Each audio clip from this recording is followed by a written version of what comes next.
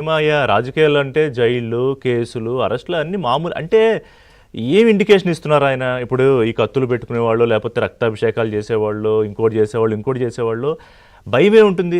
మహా అయితే ఒక కేసు కదా, మహా అయితే ఒక అరెస్ట్ కదా, జైలు కదా, ఏదో పిలిచి సీట్ ఇస్తారేమో అన్న ఒక మైండ్ సెట్ డెవలప్ అవ్వడం అనేది చాలా ప్రమాదకరమైన సంకేతం రాష్ట్రంలో. అవునండి. ఇక్కడ మీరు 1 year లో జగన్మోహన్ రెడ్డి అధికారం కోల్పోయిన 1 year లో ఆయన ఎవరెవరిని పరామర్శించాడు అనేది మీరు విశ్లేషించండి. అంటే రౌడీ షీటరు, గంజాయి బ్యాచి, బెట్టింగుల్లో చనిపోయిన అతని విగ్రహాన్ని ఆవిష్కరించటం, ఇప్పుడు రేపు 3వ తారీఖు మొత్తం ఈ గనులకి సంబంధించిన నేరాలకి పాల్పడ్డట్టు ఆరోపణలు ఎదుర్కొంటున్న వ్యక్తి. అంటే అన్ని రకాల నేరస్తుల్ని, అంటే తెలుగుదేశం పార్టీ ఎవరు వినకూడని బూతులు మాట్లాడిన వీళ్ళు వాళ్ళని నాయకులు అనడం కూడా కరెక్ట్ కాదండి. బట్ ఒక దళితుడిని కిడ్నాప్ చేసిన వ్యక్తిని, అంటే అన్ని రకాల నేరాలు చేసిన వాళ్ళని కవర్ చేయాలని మరి ఆయన ఏదో టార్గెట్ పెట్టుకున్నట్టున్నాడు. మరి అందుకని ఈ సంవత్సరంలోనే దాదాపుగా అది కంప్లీట్ చేసేసాడు. మొత్తం అన్ని రకాల నేరాలు చేసిన వాళ్ళని జగన్మోహన్ రెడ్డి పరామర్శించి వచ్చాడు. తర్వాత అట్లా కాదు, షెడ్యూల్ ఉంటుంది కదా, మళ్ళీ జైలుకి వెళ్ళే వాళ్ళు ఉంటారుగా, మళ్ళీ జైలుకి వెళ్ళే వాళ్ళు ఉంటారు. అంటే కొత్త నేరాలు చేసిన వాళ్ళని పరామర్శించాలన్న, అంటే ఈ 1 year లో చేసిన పని అది. అటువంటి కార్యక్రమాలు చేసుకుంటూ డబ్బులు పెట్టి రాజకీయం చేయొచ్చు అనుకోవటం కూడా అది కరెక్ట్ పద్ధతి కాదు. ఇందాక గాది వెంకటేశ్వరరావు గారు చెప్తున్నారు.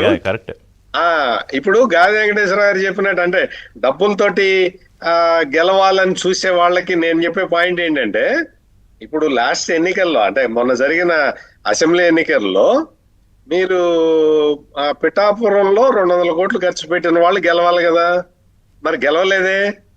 మంగళగిరిలో 250 కోట్లు ఖర్చు పెట్టిన వాళ్ళు గెలవాలి కదా, గెలవలేదే. అందుకని డబ్బులతోటి రాజకీయం నడవదు. ఎట్టి పరిస్థితుల్లో ప్రజలని చైతన్యం చేయడం ద్వారా మాత్రమే రాజకీయం నడుస్తుంది. డబ్బులు ఒక పార్ట్ ప్లే చేస్తే చెయ్యొచ్చు, కానీ డబ్బులతోటే గెలుస్తాము అని అనుకుంటే మాత్రం అది కుదిరే పని కాదు.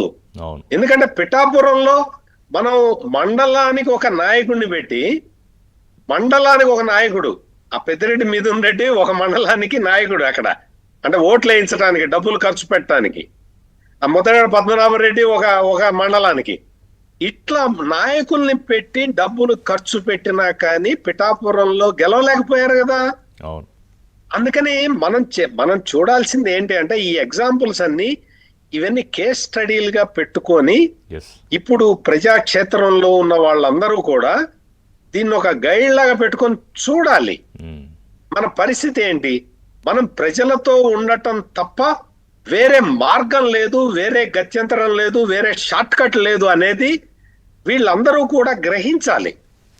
డబ్బులతోటి రాజకీయం చేద్దాము అంటే, ఇప్పుడు 50 కోట్లు ఖర్చు పెట్టాం, ఇంకొక 50 కోట్లు సంపాదించుకొని ఇంకొక 50 కోట్లు అంటే 100 కోట్లు సంపాదించాలి.